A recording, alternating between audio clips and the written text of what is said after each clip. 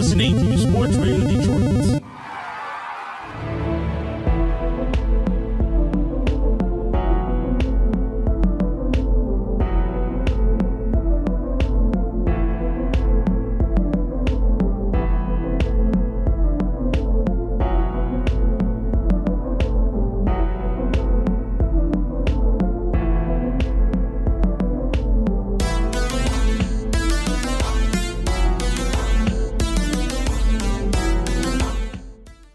Welcome to Grave Discussions. I'm your host, Barnabas. And I'm your co-host, Samael. Welcome to episode number 54. I got 5 on it. Because I usually do. Yeah. And sometimes more than 5. We need more people like that, you know. We do. Sometimes I don't even ask you for 5. I'll just be like, yo, I got this, bro. I never ask for 5, actually. You know who does is Jordan Peele. He does. Because he included it in his brand new horror hit, Us. Well, I gave him $5 to watch it, so. Yeah, there you go. So, yeah, Us is kind of taking the horror world by storm, and we have seen it, and we're going to review it for you guys today as spoiler-free as possible, since I know a lot of you are still itching to see it or not sure. But, yeah, we're going to be talking about that. We're going to be covering some other really cool movies in this week's episode. So, let's get started by giving a quick shout out to Sports Radio Detroit, as always. Yes, and you can find them on Twitter, Instagram, and Facebook at SRD Sports Radio Detroit. Here's the distinction. It is not Detroit Sports Radio. Remember, the S comes first. Correct. As always, unless it's T or after. Or unless you're like dyslexic and you're just like, Ports Dadio Detroit. And we're just like, oh shit, yeah, that's the one. Yep, that's it for sure. We're kind. We'll point you in the right direction. Yeah, we'll help you guys out. You know that. So, for the news, we got some exciting stuff. And I mean, 2/3 of this, I was like, I was interested, okay? So apparently, Zoe Lister-Jones is writing and directing the Craft reboot for Blumhouse and Columbia Pictures. Now, I was excited when I saw the Craft reboot. Mm-hmm. Where I got a little worried was Blumhouse. Because is this going to be one of their movies where they put actual effort, like Halloween, or is it going to be another Truth or Dare type teeny bopper movie? Yeah, that's what I was kind of worried about with Blumhouse, because like it's not always hit or miss with them, but it'll be usually like hit, miss, hit, miss, and then it's like very like they're kind of inconsistent. I agree with that. Yeah, it really just depends, I guess, on their intent. But considering that this is a genre favorite kind of film, yeah, that's why I'm kind of. But on the same side, the director is not very known. She's mainly like an indie director. She has like 1 or 2 movies under her belt. That's good. It is good, but at the same time, it's like the lack of experience. How sophisticated is it going to be? You know. I hope it's not like a serious like horror drama / genre film, because of course I'd want to see a new Craft, and you know I'm not like those people on the Facebook groups. Leave the old movies alone, because come on, like people see these movies from back in that day, and like it doesn't like it's just stay in our day and age. Like I mean they withstand the test of time because of the nostalgia and because of like who was in it. But like as far as like in today's day and age, I want to see some witchy shit, yo. Right, yeah. The last thing that I'll say is that the director does seem very like woman forward, and I think that that's definitely the right kind of thing for this movie. The original directed by a man, and I don't know. I'm kind of looking forward to it. Me too. As long as it doesn't have like in your face themes and isn't preachy, like I'm down for a horror film. Like we don't need all these metaphors, okay? Like I just want give me something memorable, like Summer of '84, Clove Hitch Killer, Incident in a Ghostland, like. Yeah, that'd be cool.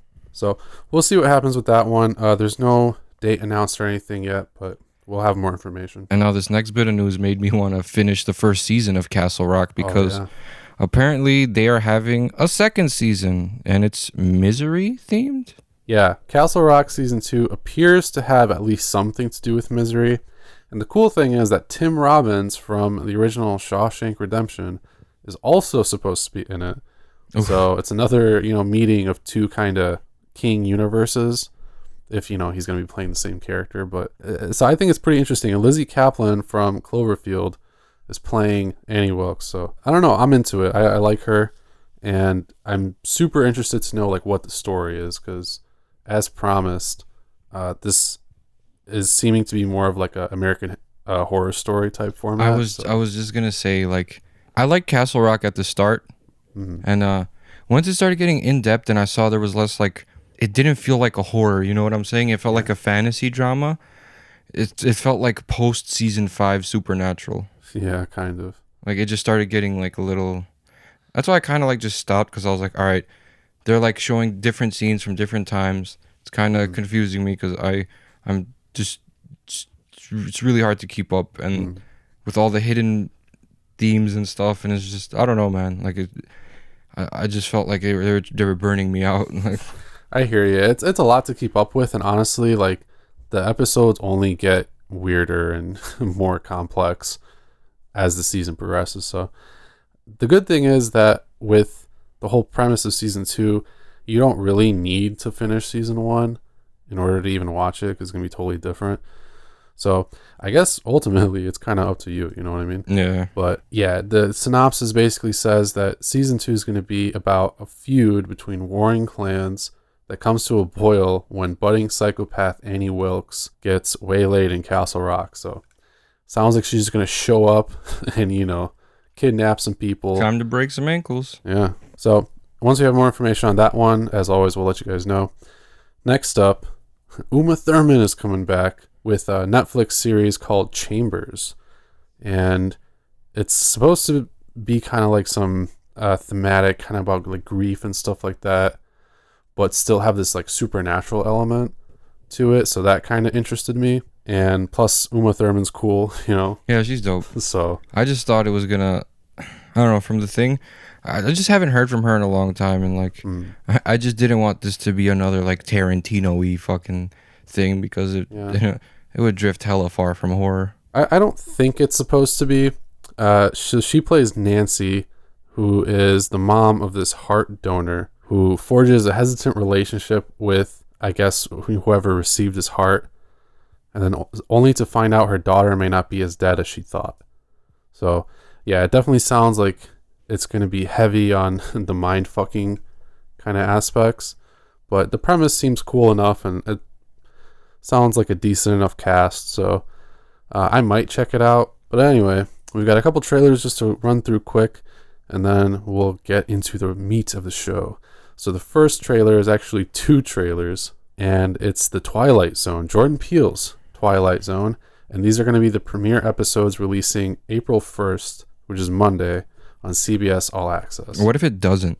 You know what I mean? It's April 1st, and like, Twilight Zone. Like, I got you. Like, we just filmed that stuff for the prank videos. Right? We've been planning this prank for a year. Like, yeah, considering he's actually a comedian, like, that would be great. Fucked up.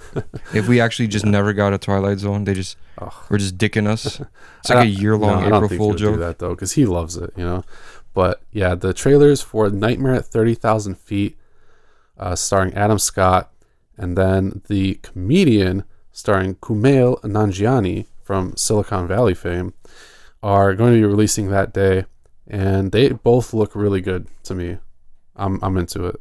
So the next one is called Cut Off, and this is a German language film that's premiering April 4th at the Brussels International Fantastic Film Festival. Oh, das ist gut, ja. This is very good. Das ist gut. Yes. We have to do like a German accent once a week now for some reason. Yeah, I don't know why. I just like, I love their accent. Like, yeah. I think it's just like suave as shit. I don't know. It's how are you today? Like, it's like super sophisticated. I feel 30 years older when I use a German accent. Exactly. So anyway, this one is a medical slasher thriller detective kind of thing. You know exactly the kind of movie I'm talking about. Have you seen X-Ray or like? No, I don't think so. Visiting Hours. It sounds They're like familiar. 80s slashers. Okay. Yeah. Yeah. So this one is about a woman who gets stranded on, I don't know, some island or something like that, and she finds a dead body, and she picks up the phone, and it's this whole like crazy like serial killer plot. It looks cool. It's very like dark and blue. That's you see, what have I been saying? Yeah.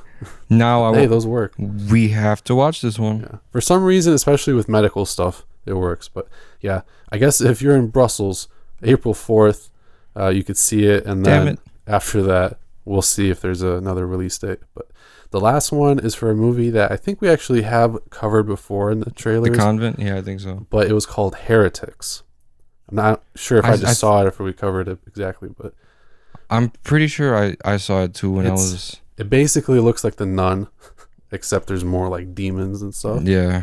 So basically it follows a young woman who, after being saved from being executed, discovers something inside her, something evil, and she gets taken into this convent and I guess becomes a nun or whatever.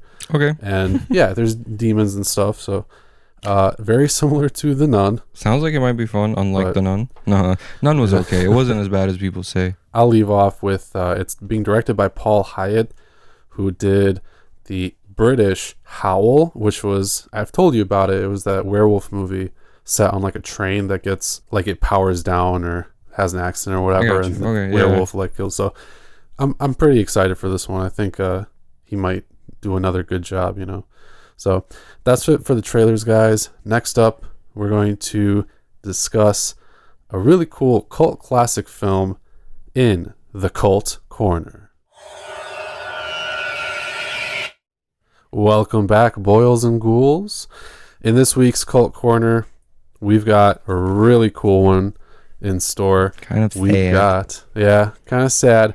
In memory of the passing of Larry Cohen, legendary B-movie director, we've got The Stuff. Yeah, the stuff. So, Barnabas, stuff, yes. What is the stuff exactly? So, are you asking me about the object or the movie? Yes. Okay, so the movie is basically described by Larry Cohen himself, actually, more of a satirical comedy. Right. But it's got people emitting this weird white, jizzy kind of like slime from their mouths, and they eat it, and it's like supposed to be like yogurt or something like that, or like ice that cream consistency or something. Yeah, but it's like sweet, of course. And basically it's discovered, people start eating it, they literally can't not eat it. It's promoted, it's like the biggest product in the entire world.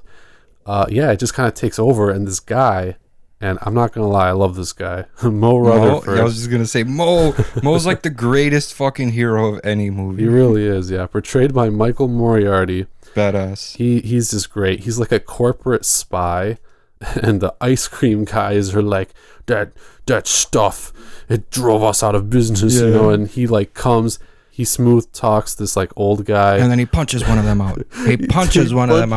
He punches him right out like he's Mike Tyson. And they're like, all right, well, I guess that happened, you're hired. They hand him a check and he goes on his way, and it only gets weirder from there. This movie has been unequivocally like loved for a long time by like those serious cult fans, you know. And we just saw it for the first time recently. Everyone's heard of The Stuff. Like, you can't be like a horror fan and not have heard of The Stuff, at least if you're not into like classic horror cinema. But I heard of it, and then I got my little replica, and which is weird. And then Larry Cohen passed away fucking like literally like a week, not even after I got my stuff cup. Like, and I was like, yo, I'm gonna watch some of this stuff. And then you brought it up for a Cult Corner because, you know, he just passed away, and we got to show our respects. We could do It's Alive one day, but you know. Yeah, for sure. But like The Stuff, man, like I thought, like I told you earlier, it was going to be like super cheesy, and it was just going to be people eating stuff and just blah, blah, blah. But like Mo made it like a much more like serious movie, and the whole investigation, especially with the kid noticing it being alive, because, you know, he's a kid and kids know everything. They see everything. And then like those two, like, whatever, team up, I guess you want to call it. Yeah, so he okay, no, this is the thing. He kidnaps that child. He kidnaps the child, He kidnaps the fuck out of him. He's basically like, hey, man. Because he heard of that ruckus he did at the department store. Yeah. He's like, I saw it move too. And the kid's like, okay, I guess I trust you, strange middle-aged man. You know, and he just gets in the car with him. Yeah, he's like, yo, the stuff is alive. And what if it wasn't? He just got into a car with this weirdo. Bro. But I guess the kid saw it move, so it set off this whole adventure. And that's really what this movie was, in my opinion, was like an adventure. Because just the way it progressed over time, they find all these weird characters to help, like Chocolate Chip Charlie. Oh God. And the Colonel. Who didn't Mo like fight someone like who was like on this basically the same side as him? Like, what the fuck is in the stuff that ice cream? Was it the Colonel? No, that was Chocolate Chip Charlie. Yeah, I that was think. Chocolate Chip Charlie. He was like, they stole my ice cream business from me, man. No, yeah, Mo beat the shit out of him. Yeah, that was. And then Chocolate Chip Charlie beat the shit out of everybody else. He's like, my hands are like lethal weapons. Yeah, I don't need with my hands lethal weapons. I was like, all right. That's like the first movie I heard that shit. Yeah, that was honestly, that was pretty funny. So like the movie had a lot of comedic moments, but it had a lot of like serious like allegories, at least about like how people eat up consumerism, and then the kid didn't want to eat the stuff, so he didn't want to participate in like being a member of the economy and contributing to it, basically the metaphor. And then his parents and his family start forcing it on him because that's the norm and stuff. Stuff. But no, I get exactly what you mean. And plus, I mean, for a while now, at least several decades probably, the growing trend of sugar and everything sweet and obesity and everything. Yeah, we're all fat as hell. I'm fat. Hey, dude, I went last year. I was 155. I'm 180 now. Yeah, I went from being a lightweight to being a middleweight. I'm pretty sure I've lost some pounds, but like I'm not there yet.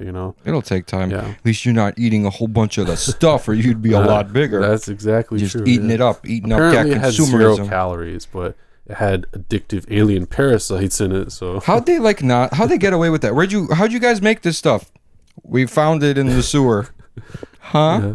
It was like, it comes out the ground. It was like in the snow and it was bubbling out of the ground. First of all, I would never even remotely touch anything that was bubbling out What of the if it's ground, like alien spunk, Like, oh man.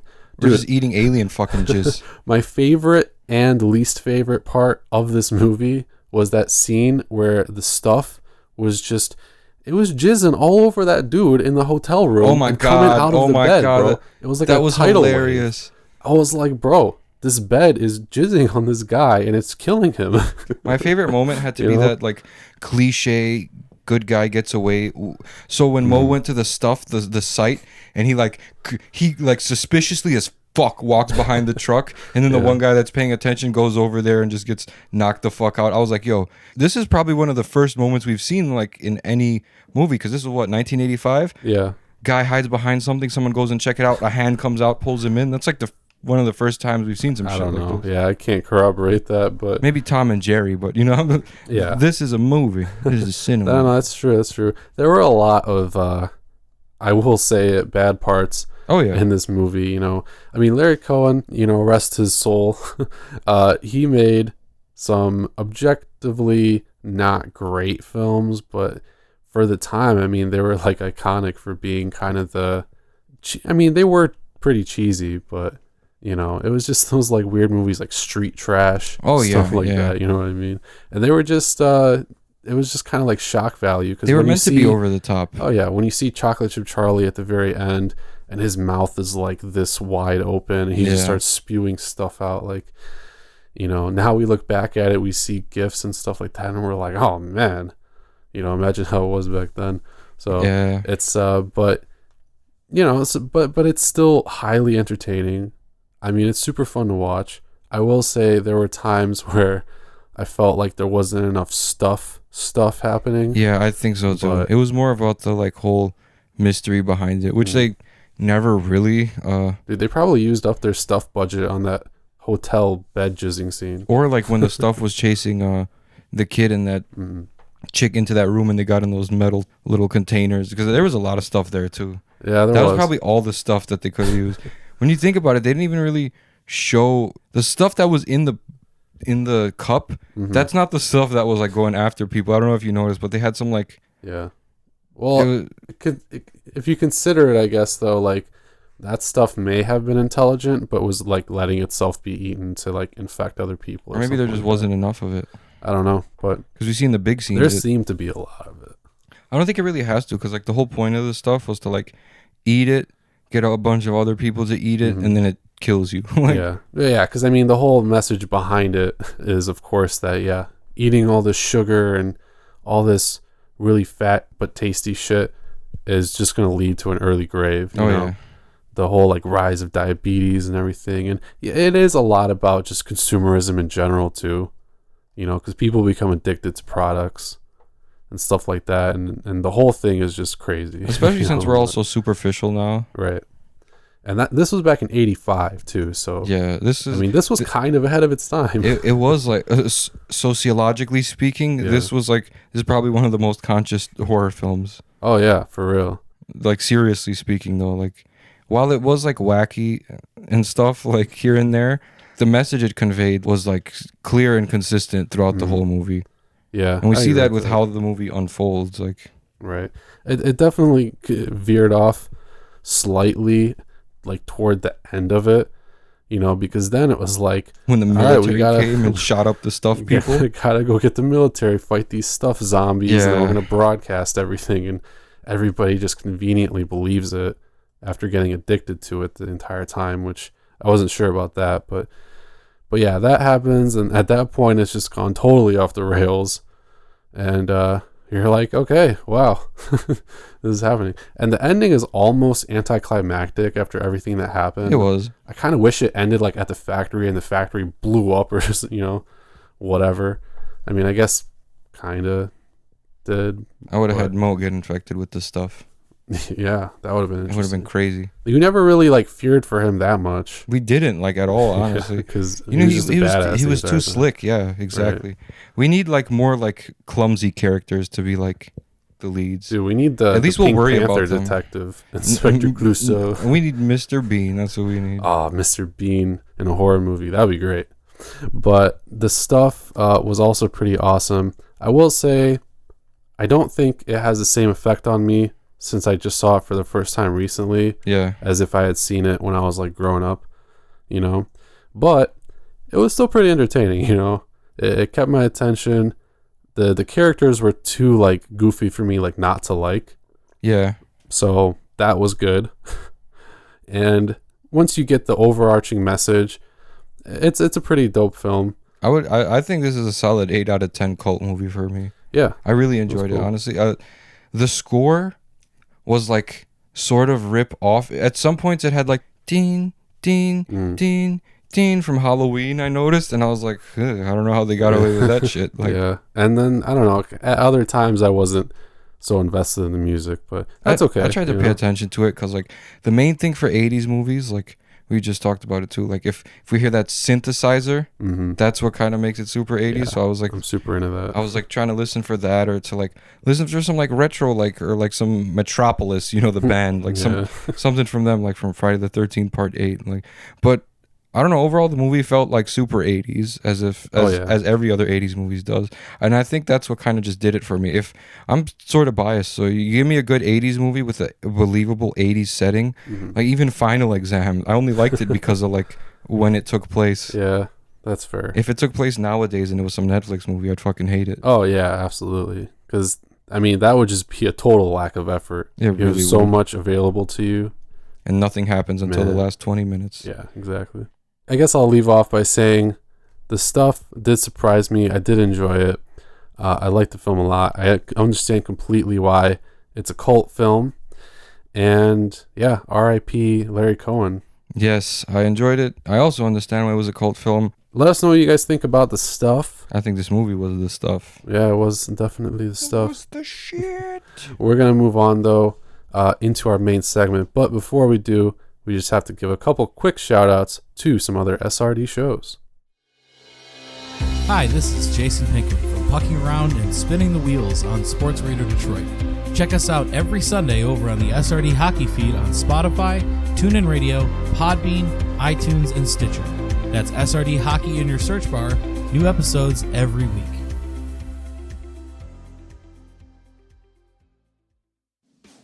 Do you love pop culture? Discussions about pop culture? Ranking and rating treasured pieces of that shared culture against each other? I mean, I do think Flea's a good bass player. He does what he does very well. And like I said, he's like a rock star, you know? He's eccentric. And what is so funny? I just didn't know he talked so long about Flea. I didn't know anybody had so many feelings. I do. So many I got feelings. feelings. Yeah. Music, movies, television, food, sports, pro wrestling. We are the determination of what is over or underrated across all fields of greater cultural consumption. Subscribe and review on Apple Podcasts and Podbean, or visit us at sportsradiodetroit.com. Over Under Fair, your final word in pop cultural relevance. All right, guys. So you've been waiting for this, I know, for a while now. Because we have. We sure have. And it's finally here. We've seen it. Jordan Peele's Us. And we're going to be reviewing it for you guys right now. So, Samael, I know we were both very excited for this one. We both enjoyed Get Out. So there is that bias, kind of. But, you know, this is a fresh film. It's not a continuation or anything, original idea. And Jordan Peele created something that is very divisive, but has a lot of people talking about it. Yeah, honestly, when I first saw it, I thought it was going to be your classic run-of-the-mill slasher. Mm-hmm. But let me tell you, first of all, if you're expecting, like, classic tropes and shit, you are gonna be disappointed. Not disappointed, because for me, it was sort of a breath of fresh air. Mm-hmm. It had its moments where it was like, you know, that's kind of expected. Mm-hmm. But, like, then I sat there and thought about it. Like, if I hadn't had these, like, these things in my head, like the knowledge of the tropes and all this stuff, and like seen so many damn horror movies, this movie might have been more like, some stuff would have been like a bit more surprising to me. But the twist, I kind of saw it coming. I don't want to spoil it at all, so just want to say I kind of saw it coming. But the way the movie was delivered made you sort of forget why you thought that in the first place. Yeah, exactly. Just because of how crazy it was. And like, because once it just seems like a regular family, you know, they're just doing their thing, and then just out the blue, like, was it 30 minutes into the movie, 25 minutes, boom. Like, yeah, and it built it up really well, because it gave us the family, but it also gave us enough of like a backstory, at least about what you discover as the mother. Yeah, and with her bouts, know, with PTSD, and her pretty obvious. Her, at least what everyone else thinks, her irrational fears and stuff. Yeah, and if you really notice like certain things that she's like doing, it kind of seems off. So I think that's pretty well projected in kind of the trailer, where, you know, we see that there are these doppelgangers of this family. Yeah. And yeah, they come in pretty quick into the story, but then it's really just kind of a test to kind of figure out, okay, well, what's going on? Yeah. And they do kind of help you out with that. Oh, yeah. Is what I'll say. Because there's a lot of dialogue in this movie. Like, a lot of dialogue. There is. But I even saw a lot of people going like, well, I didn't really get it. But I'll say this much. They basically kind of tell you what's going on more or less in the movie, you know, and so it's not super hard to understand.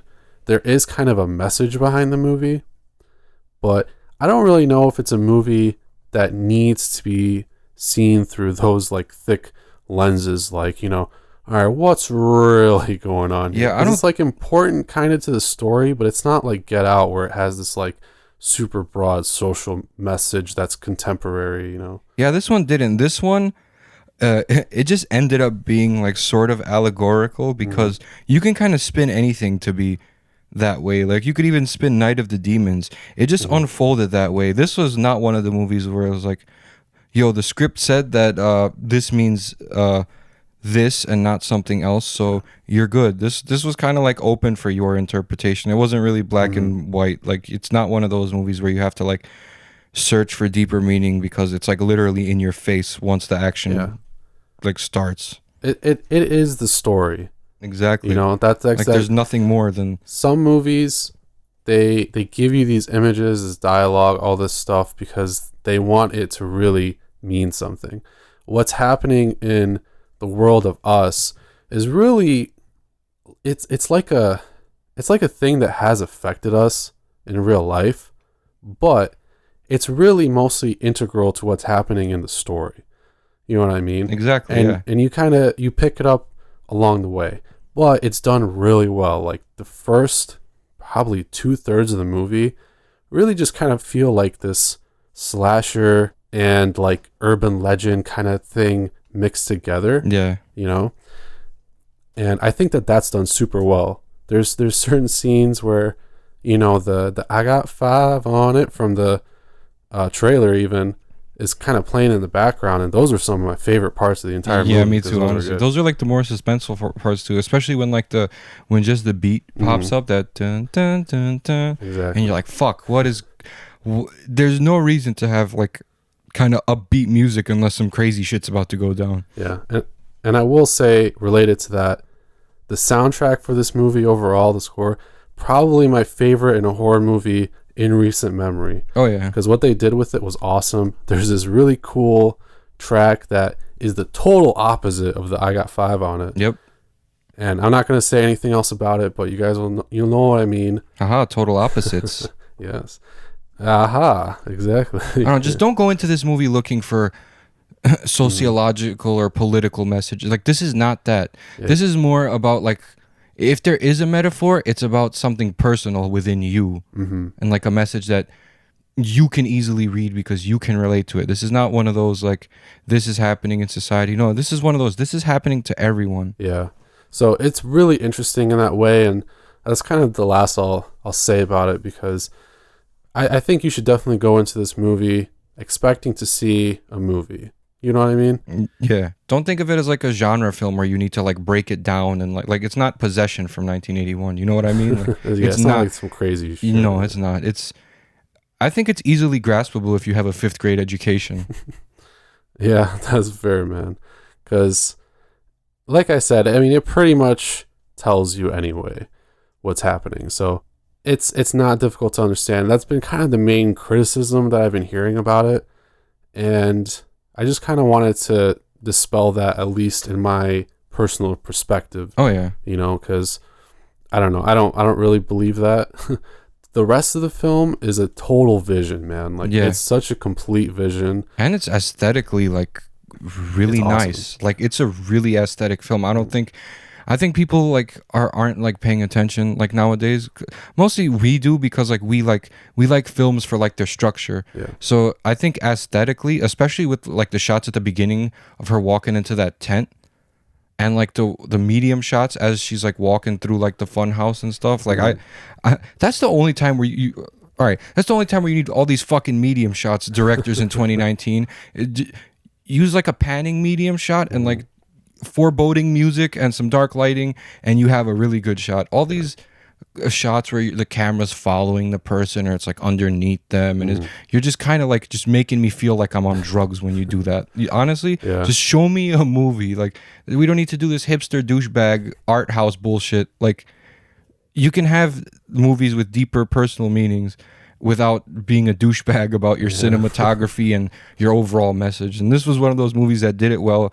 Didn't seem preachy, wasn't pushing anything, and honestly, so far this year, this is my favorite horror film. Same, yeah. And kind of going off of that, yeah, I pretty much love the entire cinematography of this film. Dude, You know, it was so good. It was great. Like, you know that it's a contemporary film, and a lot of contemporary films just are contemporary, but there's no real like substance to the actual like movement of the camera and stuff like that. And this movie did it so well, but it still gave a lot of like retro shout outs, and I won't give any away, but there are Easter eggs in this movie. And the contrast between like that kind of stuff and like how it looked was just super appealing to me. I mean, think about it. This isn't really a spoiler, but at the beginning they show Chud right next to, which is crazy considering what happens. So I thought the overall story was honestly really original. You know, it's hard to be completely original Without appearing like an art house hipster douchebag, yes. yeah, or without being something like Trauma, where there's like dick monsters and just random, just weird. Like, I couldn't even think about that kind of stuff if I was obliterated out of my mind. You know what I mean? So anyway, it's difficult, but Jordan Peele does it in like a respectful way. I feel like, I'm telling you, bro, he's the next Carpenter. Like, people don't want to admit it just because like they're all old heads. You know what I mean? Like, but like that one guy we met on the horror group, though, he was an old head, but like he actually liked a lot of modern shit too. So like, we need more people that are like open-minded. Like, cause like you said, if you look back at it, The Babadook is objectively, technically better than almost every 80s horror movie.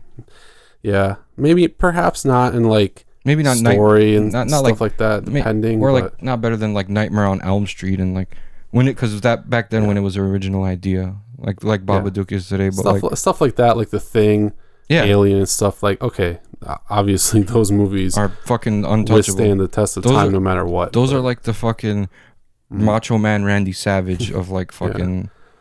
But I could feel like a lot of that kind of inspiration through Us. You could, yeah. And it brought its own thing to the table, and I really liked it for that aspect. But it definitely held its own weight, I think, and it just delivered like a really powerful performance. And I mean, if people don't like it, that's totally fine.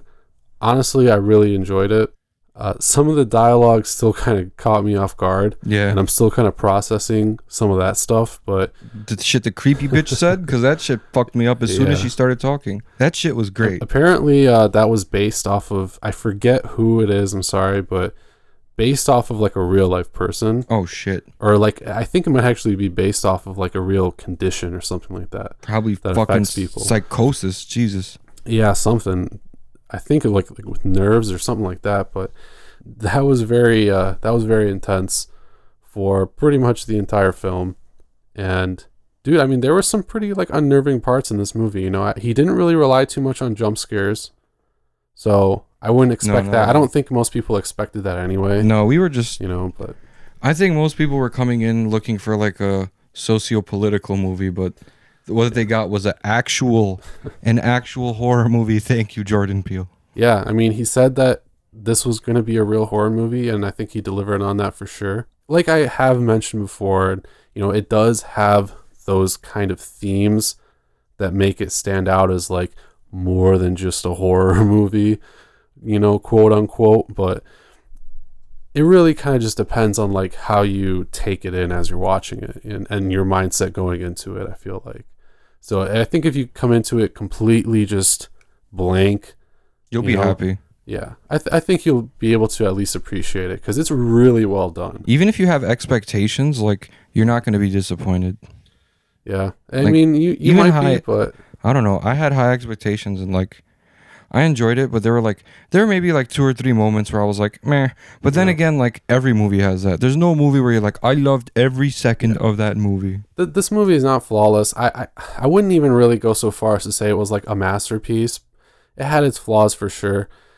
Some of the pacing was not the best. Yeah. I felt like at times it went too slow, and I felt like it was kind of intentional, but I don't know if it really fit so much. Like they could have trimmed some scenes down, made it seem even like half a minute faster, and it probably would have picked up the pace and just been a little bit more engaging. Yeah, I think so too. But yeah, I mean that can be said for a lot of movies, and you know, I guess I really kind of appreciate that Jordan Peele is very deliberate in basically everything that he does.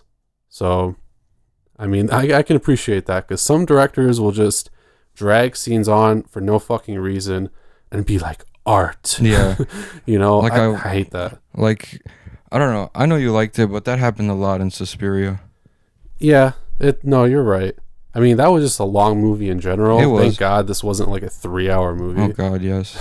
You know, I mean, I think to some people it still felt a little long, but I think a lot of that was definitely the pacing. I just think this movie, like, it was just successful for what it was trying to do. Sure, the pacing was bad, but, like, didn't you honestly feel claustrophobic as fuck when she was in that house of mirrors? Yeah. And I'm telling you, that's what that just regular old medium shots. The camera work for that it was perfect. Honestly, like, I think the way that was lit my favorite, it too was good. I think that was like my favorite thing about the film, besides like the kills and stuff like that, and like the whole that it was actually like a slasher film. You know, like like the beginning is what kind of like that's when I was like, damn, I'm gonna really like this fucking movie and I'm gonna watch it a lot. Like right off the bat, like especially that dark, lonely setting, and it's just this little girl slowly walking through this house of mirrors, and it was in just a Michael like, Jackson Thriller shirt. No yeah, less. bro. It was just like it was perfect for me. Like this, I don't know. I like these type of movies. You might not, but switch that taste up.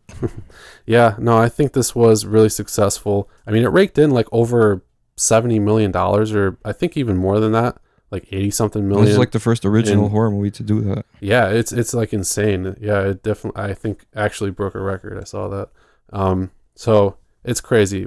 Final score right now for this movie. All right, well, let me make it a little easier. Out of 5.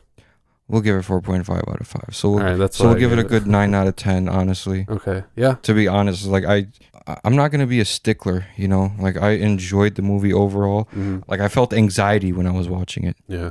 and it didn't keep. I don't want to say edge of my seat because that's just so fucking cliche. It just kept me wondering.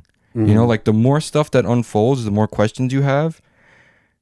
And if you're stupid, you're not gonna understand it. Even if you're kind of smart, I'll give it to you. You might not understand it. Maybe you just don't think abstract like a lot I of think people that do, he but gives you all the pieces, and I Yeah. think it's really just up to you to put it together. You know. You could make it about rich versus poor, or Mhm.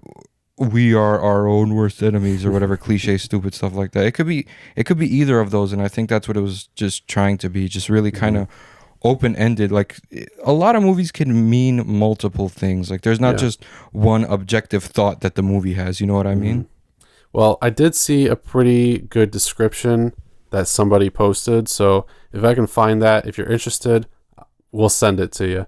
You know, but yeah, overall, 4.5 out of 5 for me as well. I enjoyed it. I want to go back to see it, and yeah, that's what I have for us. I'm pre-ordering the Blu-ray like off Amazon already. I think they have it up for pre-order, so Yeah, that'd be cool. I hope that they have like a really cool like alternate cover for it or something. I don't know. They for Halloween, if you wanted the alternate cover, you'd have to get the Steelbook. If there's a Steelbook, Something like I'm that. getting it. So Yeah, same. Well, let's move on here, guys.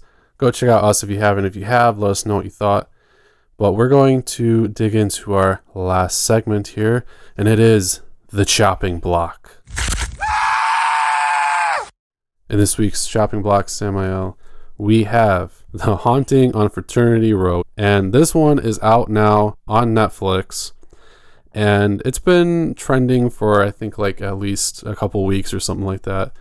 And oh boy, so Barnabas first wanted to do something for the chopping block. Our choices were basically Deadly Detention, or like House on Fraternity Row, or like Last Shift on Shudder. Mhm. I decided to skip Last Shift because it used to be on Netflix, and enough people I think are familiar with the movie. I wanted to pick something a little bit more recent that I kind of knew it was going to be bad, just so we can just talk about how bad it was. All right. Well, let's talk about what we thought was good about the movie first, okay? Now let's talk about what was bad about the movie. Okay? No, I'm kidding. I mean, They had titties. there were titties. Yeah, this We is, like titties. the movie is basically about a fraternity, if you couldn't guess, Oh, that throws what? one last party before graduation, and of course it's like this huge big night, and they discover something weird inside the house, but it's found footage format. It seems like okay. The cinematography 1000% is found footage, but it looks like it was recorded like unsane, like with an iPhone. Kind of. And yeah. every time it stops on someone, the camera, it's shaky. And even when it cuts to another room, there's another camera in there, like that's just like someone's cell phone on the table that's recording. It's like who positioned that at that angle? How did like they know to hit record at this point? What the fuck is going on with this movie? This movie didn't know what it wanted to be at all. It's not only through the cinematography, but just through like the story. So, I mean, basically, I would say like 96% of the movie is mainly just frat party stuff. It like is. dude bros chugging down brewskis and That's girls literally all whipping it their is. titties out. That's all it and is. people saying fuck like every 2 seconds. Just like us. Yeah, more Except or less. But we fucking say it when we need to fucking say yeah, it. we're a little more civilized than that. Fuck. You know? So it revolves around these people. It has main characters that you can't help but despise, Oh my god. except kind of for like the main guy, Jason. But even then, I was like, The dude I who don't wants care to be a about this guy. doctor or whatever. Yeah. He was okay, but Yeah. I don't care. Yeah, exactly. So it was so hard to care about any of these people. The stoner was like kind of all right. but basically you get spoiled at the beginning of the movie that something happened and he's like sitting outside. I hate found footage that does this. I hate it so much. Oh my god, dude. It's like if you watched Cloverfield, okay, and you just saw the fucking Cloverfield monster in the first 2 minutes of the movie. Yeah. Why would I want to watch the rest of the movie? Exactly. You know what I mean?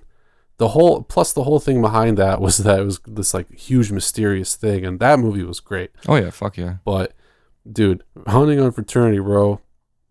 First of all, you already spoil a survivor in the first fucking 5 minutes, and then the next like 55 minutes of the movie is like frat party stuff, and there's like 2 minutes of fucking demon shit. And spoiler alert, the demon is all CGI. There's nothing there. It's just guys in a room yelling at empty things. Just like Ghost Hunters. Yeah? You've never seen any ghosts on Ghost Hunters before? No. They attacked them many times. Oh yeah, oh look at the whoa. Like, the guy just like falls down like, I got punched. yeah, I felt the energy from the ghost. Yeah, the ghost energy. I really believe that, Brian. Yeah. I really do. Oh man. Fucking bullshit. But that's kind of what this movie felt like too. The acting was not there. Sorry. It just wasn't. No. It was like really like over the top, like it's probably because the director, what was his name? Brant Surson. Brant Surson did this one. The acclaimed director of such other horror films like Sanatorium from 2013. I know you've never heard of it. I sure as hell haven't never heard of it. But I'm fucking glad. What's it? Brant.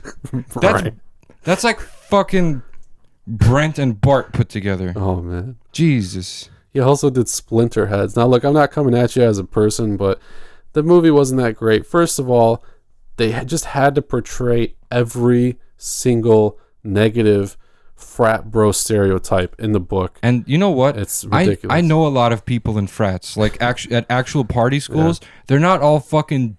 Most of them are not like this. Meatheads. Meathead douchebags. They're actually like pretty smart. They just like to get fucking drunk with their friends. Yeah. So the main guy was like a total idiot. Although that one joke, he made a joke where he's like, yeah, something about like being at college 6 years. Okay. And that was pretty funny. But I'm like, dude, I don't know about this. It's like super fratty. Yeah. They're just complete dickheads to all the pledges and stuff like that. Like, I've never been a part of Greek life, but even somebody in one of the reviews of this movie was like, this is not how Greek life really is, And I'm like, I believe that because American Pie does it. I guess people like it because it's American Pie, but like this is trying to be a horror movie that's based around this like huge frat party. And I don't care what anyone says. This was just a comedy movie. Yeah, basically. But it tried to be like, it tried to interject so many of these like weird romantic subplots as well. Yeah. It had like 4 or 5 different romantic subplots between all these characters that you already don't care about. Why would I care about any of these romantic It's subplots? like, wow, Trent is going to have a fucking threesome? Like, who gives a fuck? Yeah. I don't know if his name was Trent. His name was like Tanner. Tanner. Oh my god. Oh my god. Hold on. Let's look at the names. Jason, cool. Tanner. The fuck. Claire. Dougie, Liza, Grant, Maggie, Drew, and of course they're not calling the black guy by his name. They're calling him Wig. Why? Why would you just be like, all right, everyone else, black guy, you're Wiggled. And they called that like Vietnamese kid NASCAR or something. You see what this shit is, Brian? Oh man, like I don't know why you would choose to portray people like this. I guess to make you want them to die. I don't know. I didn't want them to die. I just wanted to turn off the movie. Yeah. No, that's true, man. I mean, they could have at least tried to do some practical effects, but they chose to do like all CGI. They chose to like use Nintendo 64 special effects. Oh man, it's like basically like if you've ever seen any bad found footage horror movie, you've seen The Haunting on Fraternity Row, because it's like that exact type of shitty, really obvious CGI. Oh man.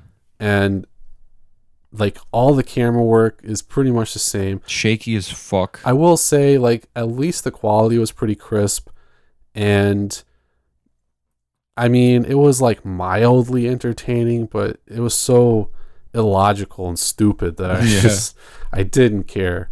You know what I mean?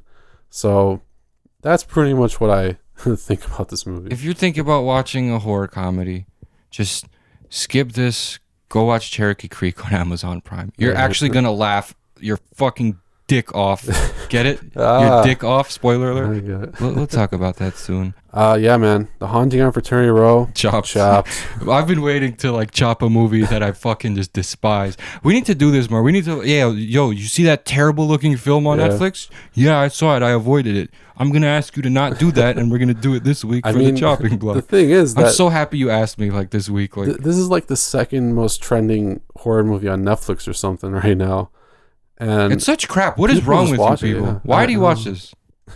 Instead of watching like good, I think people just don't have an attention span that much anymore. They just want noise in the background while they stay on their They're phones. like, oh, thumpy, frat music. Oh, cool. Yeah, I can get into this, but watching something like The Babadook, it's like snore fest. Well, not really. Not at all. But you're just stupid. Anyway, yeah, a lot of bias coming out there. But yeah, The Haunting of Fraternity Row, not very inspired. Kind of a cool idea doing like the frat party thing and found footage, but it just didn't deliver. They already had a frat party demon, and that was the second sorority house massacre movie. Oh yeah. Yeah, you're right. I don't know, man. This one wasn't it for me, but we did like Us, and we enjoyed the stuff. Yeah, of course. Of course. So, yeah, let us know what you guys thought about everything that we talked about today. You can do so on our social media. We have a Facebook, Instagram, Twitter, and a website. It's gravediscussions.net, and you can find us on the social at Grave Discussions. And we also got some new logos and artwork. Oh, yeah. Yeah, shout-outs big time to Von Glitchka Studios, and they just did an awesome job. Von is great. If you ever need any artwork, go check them out. The new logo is sick. It looks badass. The green one with the black background is perfect because those are our first colors, and like I don't know, they just look so good, like so fucking good. Oh man! So thank you, Vaughn, once again. I'm gonna. I got contacted by another page while I was telling Vaughn how much I love the logo. I commented, and then someone else offered to make me a backpack with our logo on it. Oh man! So I'm gonna cop that. Yeah, no, that's gonna be really cool. And we might have some new like shirts possibly coming out at some point in the future. Dope. I will fund it if necessary. Yes. Let's do this. Yes. So, I mean, you guys can be on the lookout for more really cool Grave Discussions stuff. And I think that's going to do it, Fiends, for episode 54. And we'll see you next time on episode 55 of Grave Discussions.